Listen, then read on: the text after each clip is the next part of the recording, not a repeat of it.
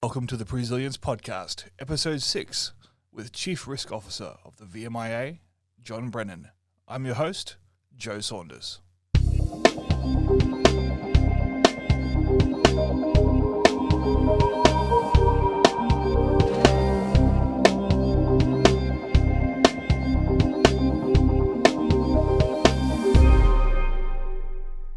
Hello, ladies and gentlemen. Welcome to another episode of the Presilience podcast.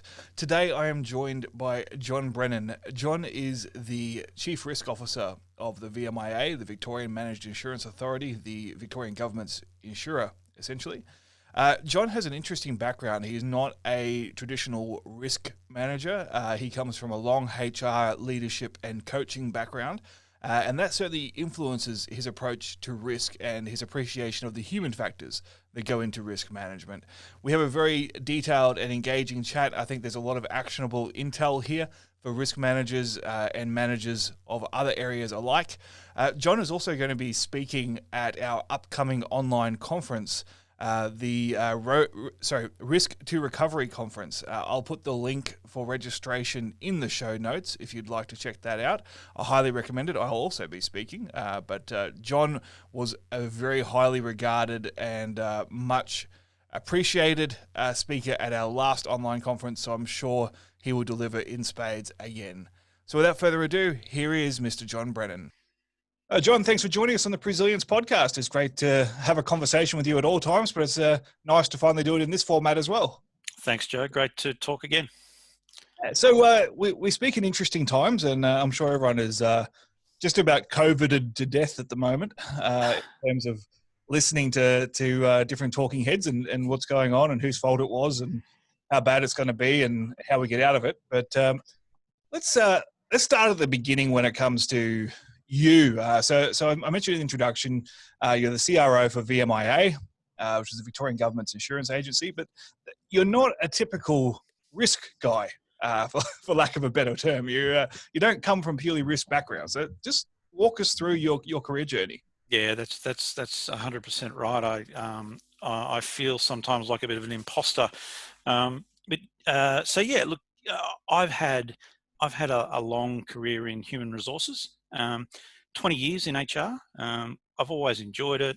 I've worked my way through the whole spectrum of HR, got very involved in industrial relations early on, then more into organizational dynamics, into strategic HR, looking at how systems worked, how systems and frameworks develop and put to their best effect, and then kind of branched into the area of behavioral psychology in recent years, specializing in leadership and culture work. Again, I've always loved it. There's been no, decision that wasn't for me. But it really, there was a real moment in 2018 for me when I was watching the Hayne Royal Commission, the Financial Services Royal Commission in Australia. I was listening to a lot of the testimony that was going on. I was paying a lot of attention to Commissioner Hayne. I devoured all of that input, and it really struck me that the things that I felt were quite logical and sensible were the sort of things that the major financial institutions seem to be failing with. When the final report came out, and we were able to dip into more of the information, that really was the moment. And I'd written some reports and some documents around this for my own business, and basically took the view that financial services institutions are particularly good at managing financial risk. That's what they're designed to do. They have great teams of actuaries and financial investment experts who make sure that they're on track, and the financial risks that these organisations deal with are really empirical. You can be really precise in your measurement of risk, but the Hayne Commission made really clear that non-financial risk is where they completely messed up, and that's what I do. I've been dealing with non-financial risk, more specifically human risk, people risk, for the last 20 years. And so I became really attracted to understanding how we might bridge that gap. Um, and in the business that I work in, I wrote some papers for the board, and for my sins, the board actually said, well, look, if you're serious about this, we need a chief risk officer.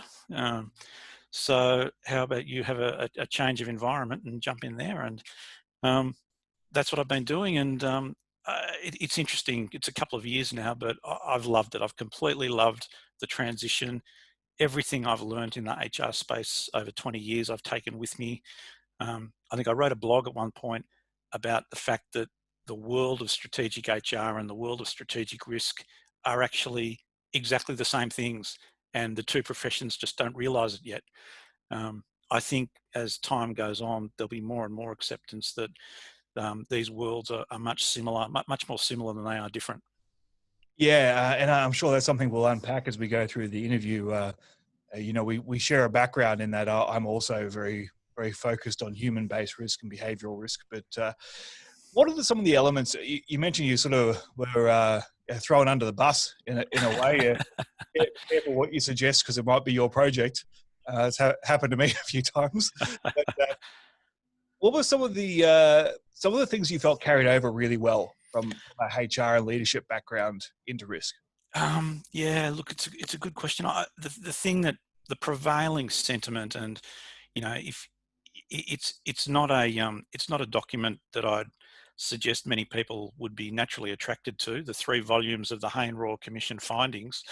But there's some really interesting stuff in there about organisational culture, and top-down leadership, and that's my thing. That's the stuff that I'm a student of. I've been running leadership programs for a long time, and it just struck me, every time I looked for some new information around the Royal Commission and the different financial services institutions, just how important the role of culture plays in setting a risk appetite, setting a risk environment, um, and some of the things that I guess we take for granted in understanding, behavioral psychology, and I guess more in recent times we talk about behavioral economics.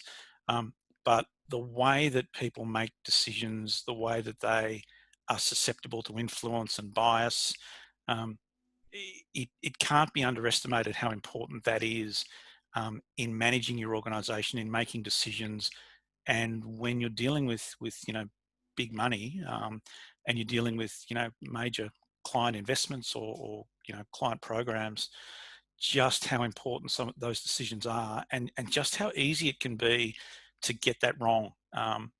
Not if you trust your instincts and you do what you think is the right thing to do, for the sake of the organization, rather than taking a step back and looking at what is the overall ecosystem that we're dealing with here.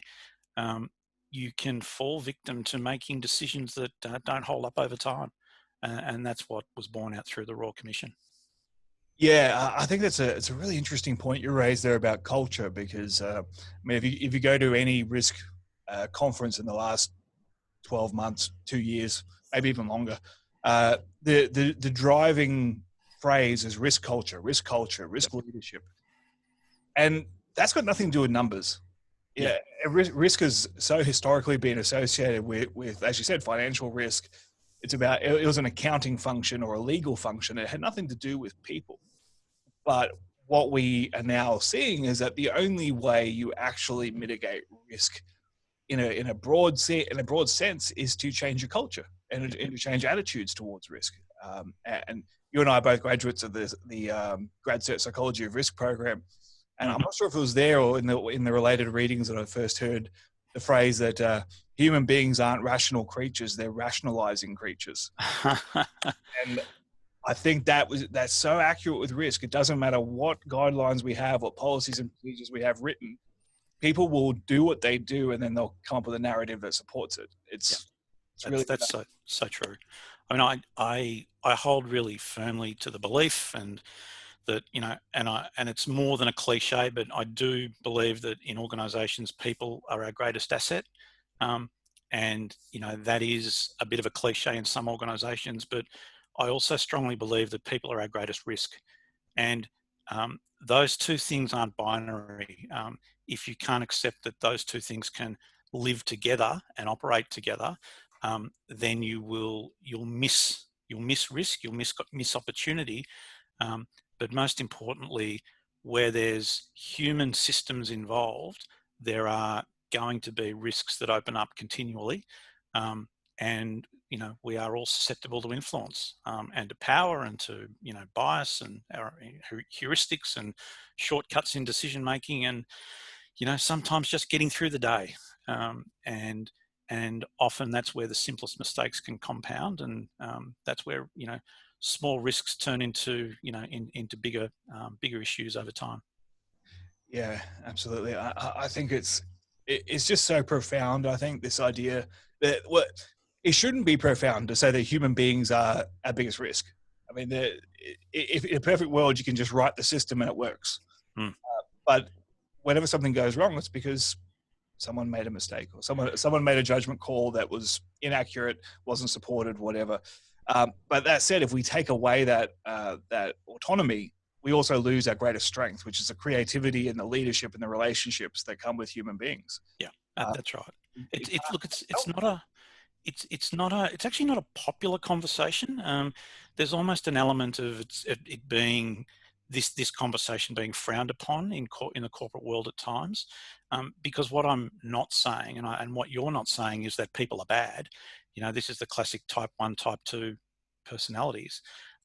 You either believe people are inherently good or inherently bad. This is not the conversation that we're having. This is about whether people are fallible. And yes, I fundamentally believe that most people are good, and they will come to work and they will do the best that they can every day, and you can inherently trust them. But we make mistakes, and we overlook things. We're not machines. That's one of the issues that we're facing these days. But it's also the greatest advantage that we have, that we're not machines. And so we're not seeking to eliminate risk. In some cases, there may be some times that we want to eliminate risk, but basically what we're trying to do is understand where the risks lie, so that we can be prepared for when things do go wrong. And I think that's increasingly where this profession is heading.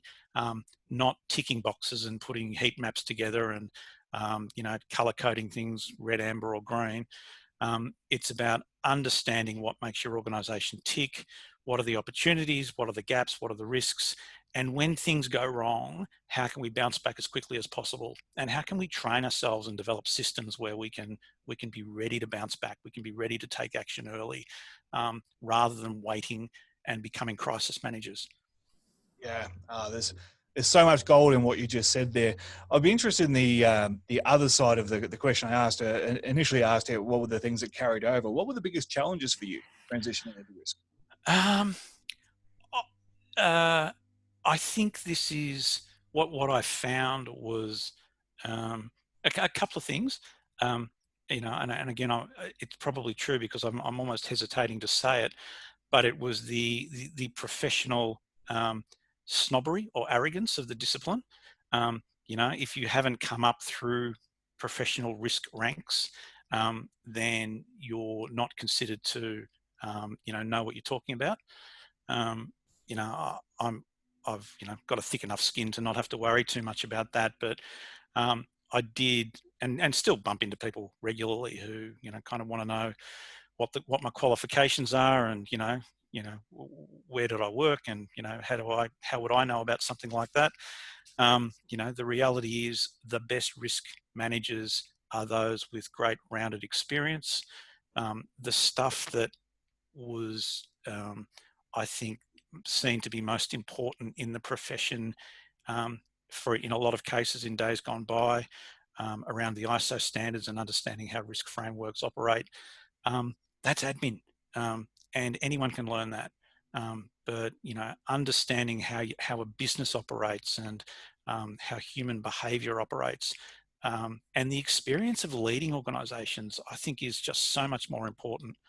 And I think more and more you'll see, by the way, the overlaps with the HR profession are just as profound. I do often say that the worst thing that ever happened to human resources was that it became an undergraduate degree.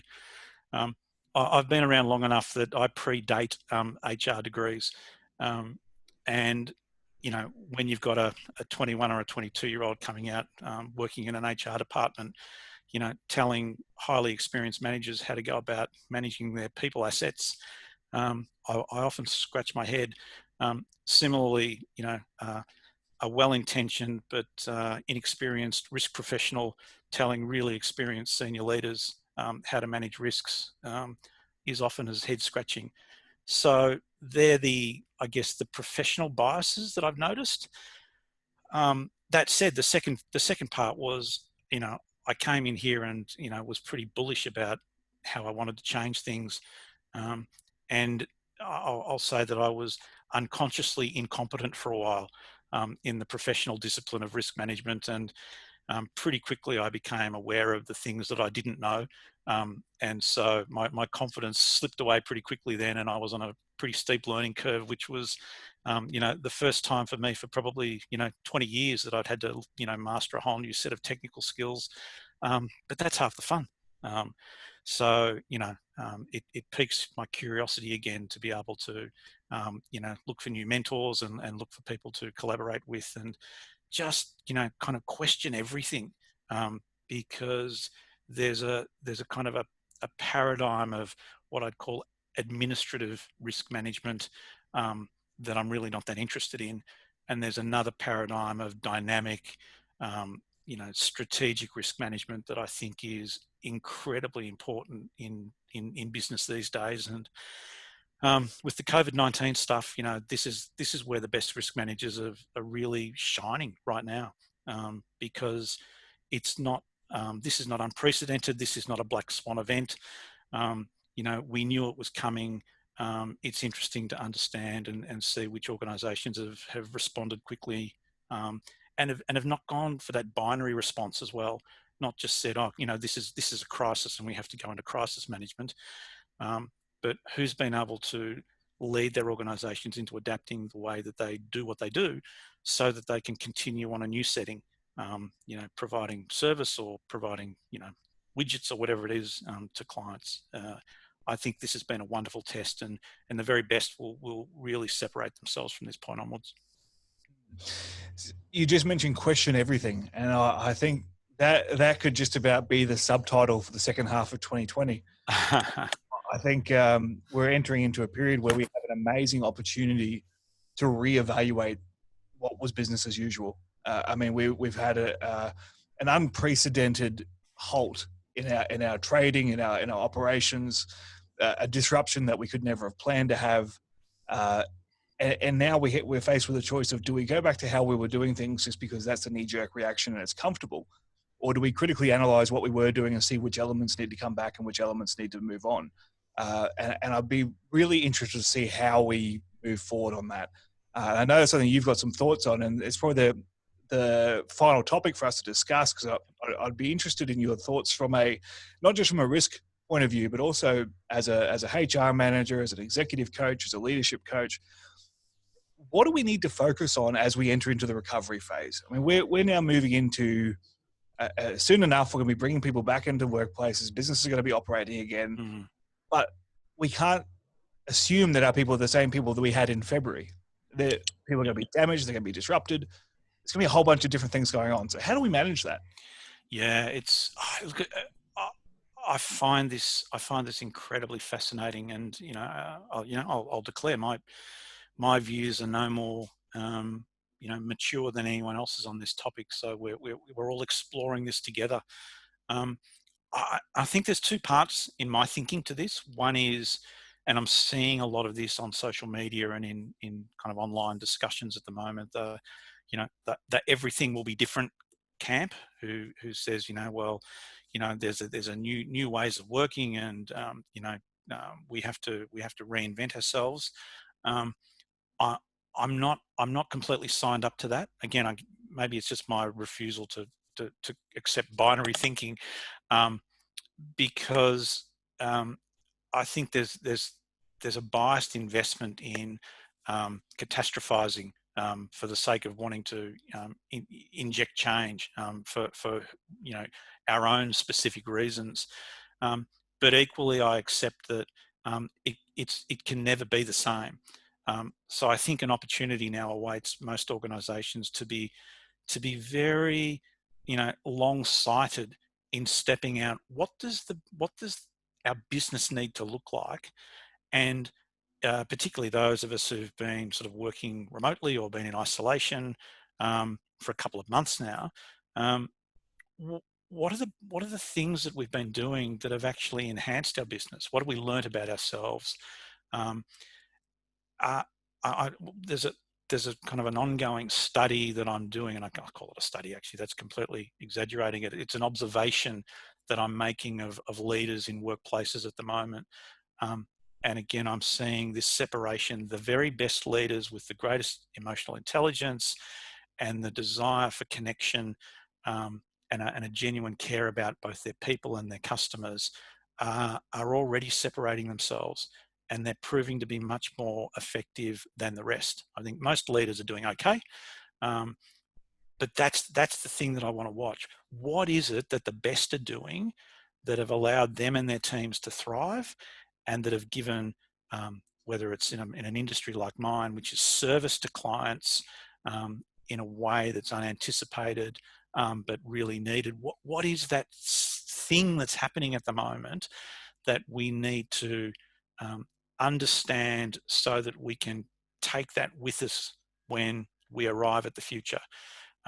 And whether offices are opening back up in the next couple of weeks or whether it's a few months away, that's the thing that I really encourage all of us as leaders to have conversations about. Not the it has to change and what do we throw out and what do we bring in, but what are the subtleties of exceptional service, exceptional leadership, exceptional stewardship that have really come to the fore over this period, that we're going to reflect on, that are the things that we want to take forward with us.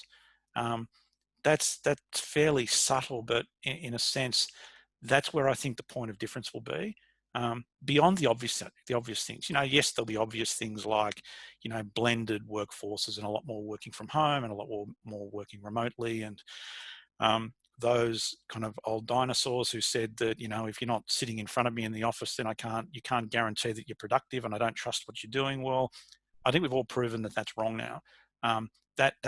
That's old thinking, but everyone knows that now. Or everyone should know that. That's pretty straightforward stuff.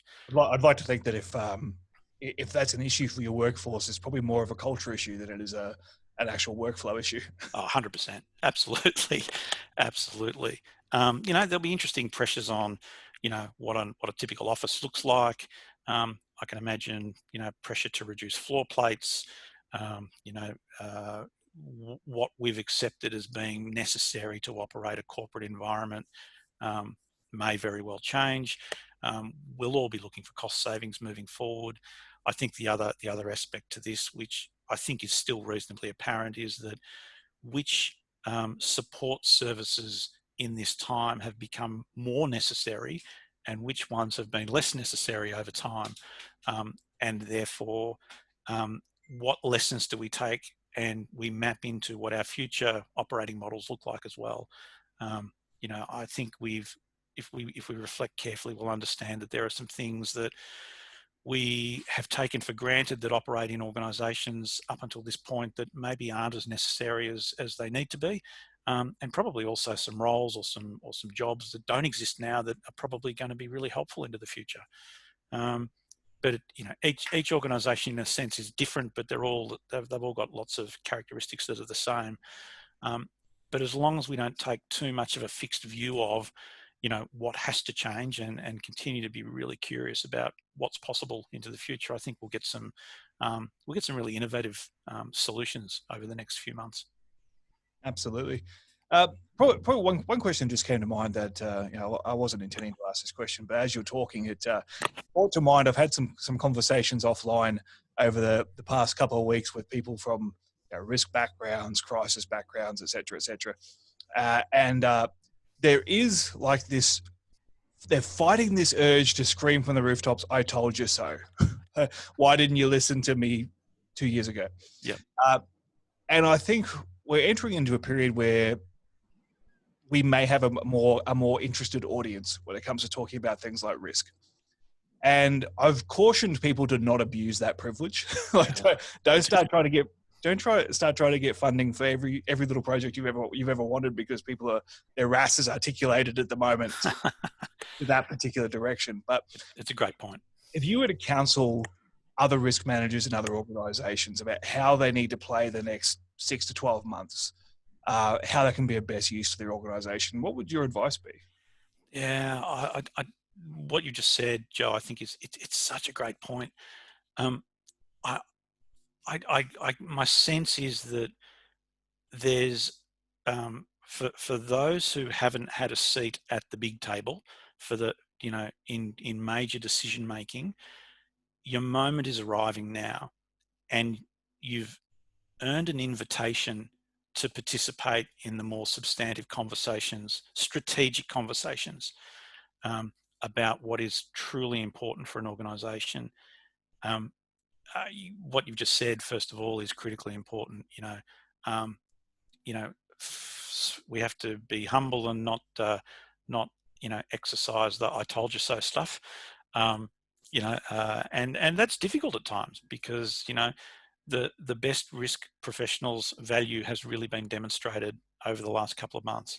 But having gotten the invitation to the main table, this is where we have to continue to operate at a level that allows us to sit above the organization and look at the whole ecosystem that the organization's operating in, and not get dragged back into nickel and diming particular risk conversations, or getting on our hobby horse around particular issues that we've driven, that in the scheme of things are actually quite micro, and they were there last year and the year before. They'll be there tomorrow, and they'll be there in another 2 years' time. But are they the things that can harm the organization or can kill it?